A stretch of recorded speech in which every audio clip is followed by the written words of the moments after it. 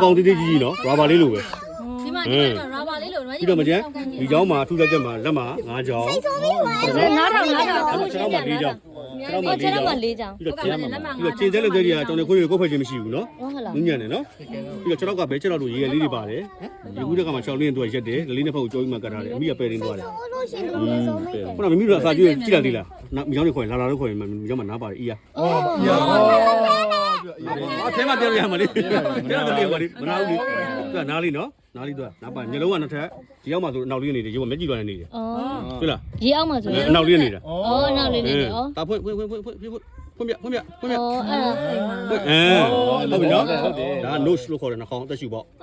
no ရွှေ ဆိုအဲ့ဒါကြီးကြတော့မေးတယ်ကိုတဲ့မိချောင်းအထိလာမှာရွေးခွဲလို့မရသေးပါဘူးတတိပြောင်းတယ်ထိဖြစ်တယ်မဖြစ်တယ်ဖြစ်နေတယ်ညံ့တယ်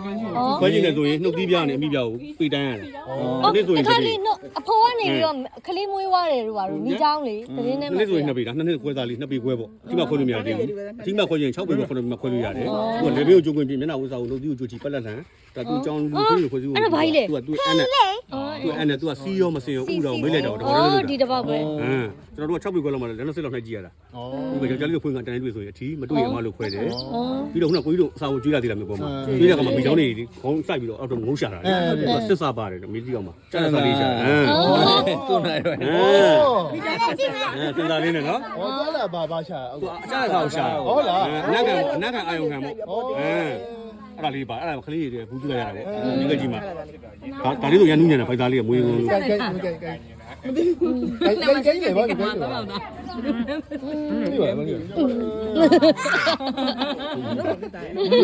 ဆိုးလာတယ်ဆိုးစမွေးပေါ်လာပြီခုနချုံနေရပဲချုံနေတယ်ငါတက်နိုင်ခဲ့ကောင်းတယ်သူ ဒီလိုကိုင်းလိုက်နော်ဒီလိုကိုင်းရင်ခေါင်းလေးမှာသွားလိဟုတ်လားဒီလိုပဲချ easy ပဲသွားပြီ